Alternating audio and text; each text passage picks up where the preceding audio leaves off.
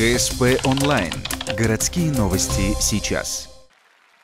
Ухтинский фигурист Дмитрий Алиев станет участником Олимпиады 2018 в Южной Корее. Важная веха в карьере стала возможной после серебряного приза на чемпионате Европы.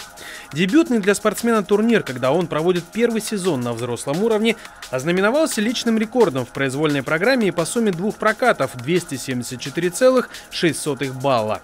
Сейчас о Дмитрии говорят вся страна, а здесь, дома, его первый тренер Вячеслав Евгеньевич Максимов продолжает тренировать будущих победителей. Совсем еще маленькие дети заучивают движения. Наставник повторяет: «Вы делаете, а я должен прочитать, что в ваших головах». Так же, как когда-то прочитал Дмитрия. Покататься я иду, вот берите. Коньки, кстати, сказать, наверное, на 3 размера больше. Этот малой одел коньки, и к моему удивлению, если я, допустим, начинаю там фонарики, змеечки, позиции, рассказываю, все, а этот взял и поехал. Просто, конечно, по-детски, поехал. Я говорю, елки-палки, я говорю, молодец какой. И вот так наша началась каторжная работа.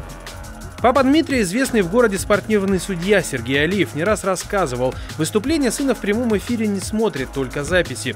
Специально выходит, чтобы не сглазить и не передавать на расстоянии волнение и страх, вдруг что не так. Все как полагается, по спортивной психологии, все, чтобы Дмитрию не мешать. Есть позиция такая в спорте, что спортсмен тренируется всегда сам. А тренер и кто находится рядом направляют его работу. И как будет тренироваться спортсмен, и как будет направление тренера, тогда складывается результат. Как бы тренер не хотел любому ученику, который находится рядом с ним, вложить все сразу, чемпионские звания, если спортсмен не тренируется, этого не бывает. Выступление на Олимпийских играх – это уже большая, это была не цель, это просто достижение.